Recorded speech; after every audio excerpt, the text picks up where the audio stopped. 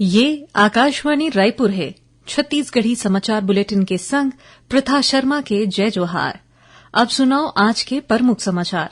मुख्यमंत्री आज बस्तर संभाग के बाढ़ प्रभावित जगह के करेन हवाई सर्वेक्षण और जमीनी निरीक्षण, राहत और पुनर्वास काम बुता के घलो लीन जानकारी।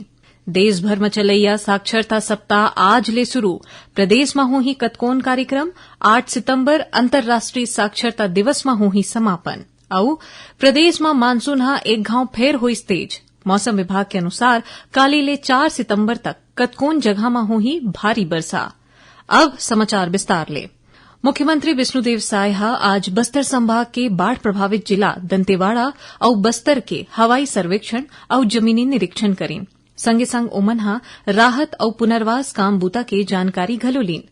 मुख्यमंत्री श्री साय दंतेवाड़ा के चूड़ी टिकरा वार्ड में बनाए गए अस्थायी राहत शिविर पहुंचीन, जिहां ओमन बाढ़ प्रभावित परिवार ले भेंट करके ओखर समस्या ला सुनीन।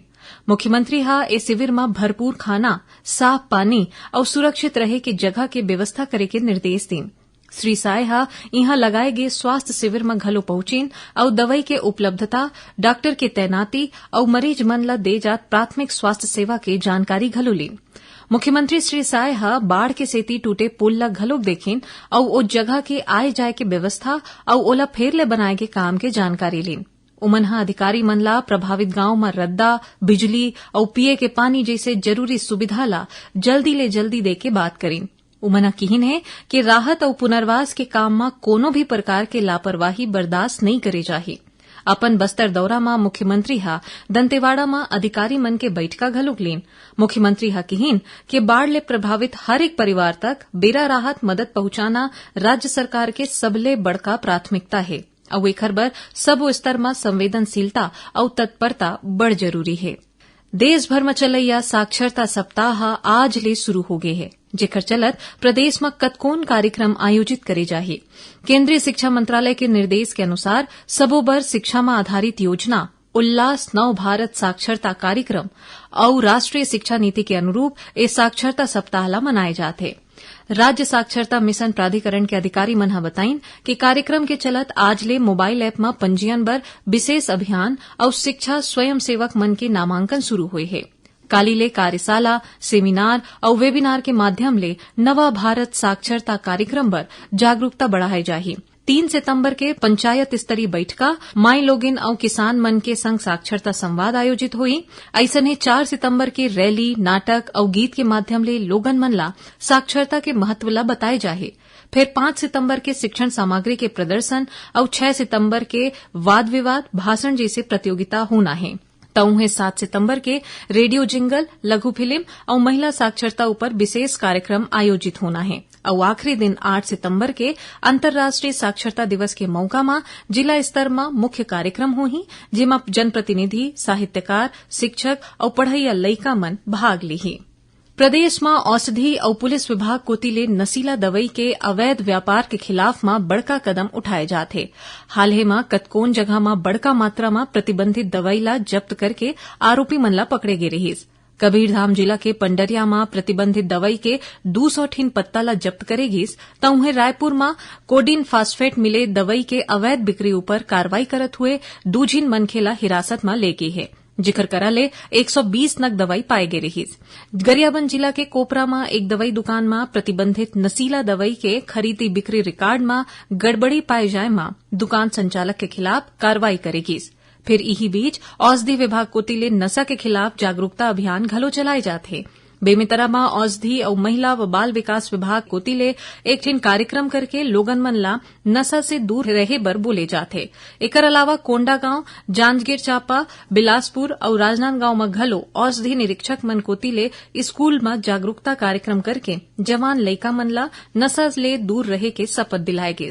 महासमुंद में जिला प्रशासन कोती ले दवाई बेचैया मन के बैठका लेके ओमन ले समाज ला नशा ले बचाए खातिर सहयोग देके अपील करी।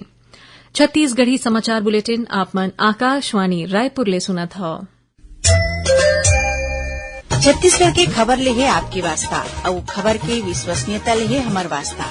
आकाशवाणी समाचार रायपुर के प्रादेशिक समाचार बुलेटिन के संगे संग हमार समसामयिक कार्यक्रम आप रेडियो के संग अपन मोबाइल में घलो सुन सकत हो। आकाशवाणी समाचार फेसबुक, ट्विटर और यूट्यूब में घलो हावय। हमार फेसबुक पेज हरे Chhattisgarh news on AIR, Twitter handle CGAIR news और हमार यूट्यूब चैनल हरे छत्तीसगढ़ AIR न्यूज। तो अब रेडियो के संगे संग आपके मोबाइल के माध्यम ले हम आप तक पहुंचत हैं। छत्तीसगढ़ के हर खबर पर सुनत रहो आकाशवाणी समाचार। अब आगू बढ़बो बाचे समाचार कोती। बिहार के दरभंगा में प्रधानमंत्री नरेंद्र मोदी ऊपर कथित रूप ले करेगे आपत्तिजनक टिप्पणी के विरोध में छत्तीसगढ़ भाजपा महिला मोर्चा कोती ले काली रायपुर में प्रदर्शन करे जाही। मोर्चा के प्रदेश अध्यक्ष विभा अवस्थी हा आज रायपुर में एक पत्रकार वार्ता में बताइन कि काली BTI मैदान में एक आम सभा होही, जेकर बाद एक रैली के रूप में चल के मोर्चा के सदस्य मन हा कांग्रेस कार्यालय राजीव भवन के घेराव करैया है। प्रदर्शन में कतकोन सामाजिक संगठन ले जुड़े माई लोगिन मन ह घलो शामिल होही। मुंगेली पुलिस हा नकली शराब के खिलाफ कार्रवाई करत हुए 4 झिन अंतर्राज्यीय तस्कर मन ला गिरफ्तार करे हे। इघर करा ले 35,000 बल्क लीटर स्प्रीट और बड़का मात्रा में नकली शराब बनाए के सामान घलो जब्त हुए हे। जब्त करेगे सामान के कीमत हा 46 लाख रुपया ले ज्यादा के बताई जाथे। पुलिस अधीक्षक भोजराम पटेल हा बताइन कि मुखबिर के सूचना के मिलतेज फास्टरपुर पुलिस और साइबर सेल के संयुक्त टीम हा एक ट्रक टैंकर ले ए सामान ला पकड़े है। फिर आरोपी मन के खिलाफ मामला दर्ज करके ओमन ला न्यायिक रिमांड में भेज दे गए है। गौरेला पिंडरा मरवाही जिला के पिंडरा में आज ले 25वां राज्य स्तरीय 4 दिन के शालेय क्रीड़ा प्रतियोगिता हा शुरू हो गए है। इमा बस्तर, दुर्ग, रायपुर, सरगुजा और बिलासपुर संभाग के करीबन 675 झिन खिलाड़ी और 50 झिन कोच मन हा भाग लेवत है। ए प्रतियोगिता में जिम्नास्टिक, ताइक्वांडो और क्रिकेट खेल के मुकाबला होही।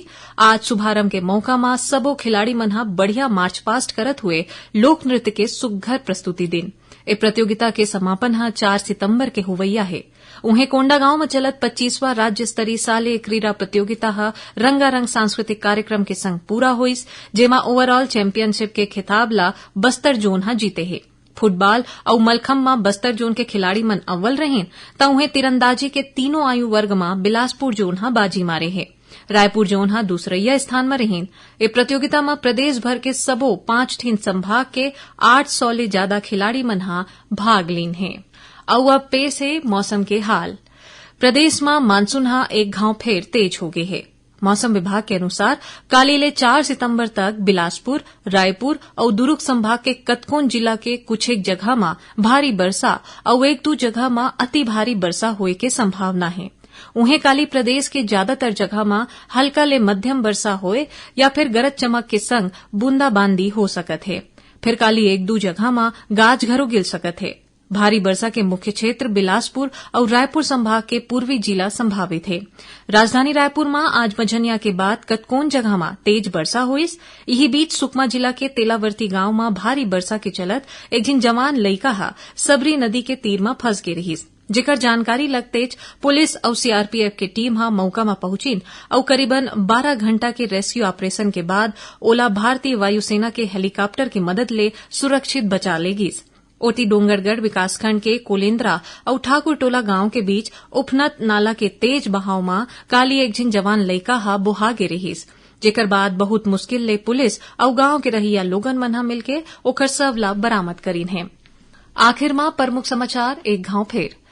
मुख्यमंत्री हा आज बस्तर संभाग के बाढ़ प्रभावित जगह के करेन हवाई सर्वेक्षण और जमीनी निरीक्षण, राहत और पुनर्वास काम बुता के घलो लीन जानकारी। देश भर में चलैया साक्षरता सप्ताह आज ले शुरू। प्रदेश में होही कतकोन कार्यक्रम। 8 सितंबर अंतर्राष्ट्रीय साक्षरता दिवस में होही समापन। और प्रदेश में मानसून हा एक घाव फेर होइस तेज। मौसम विभाग के अनुसार काली ले 4 सितंबर तक कतकोन जगह में होही भारी वर्षा। एक संग छत्तीसगढ़ी समाचार बुलेटिन इहे सिरावत है। जय जोहार।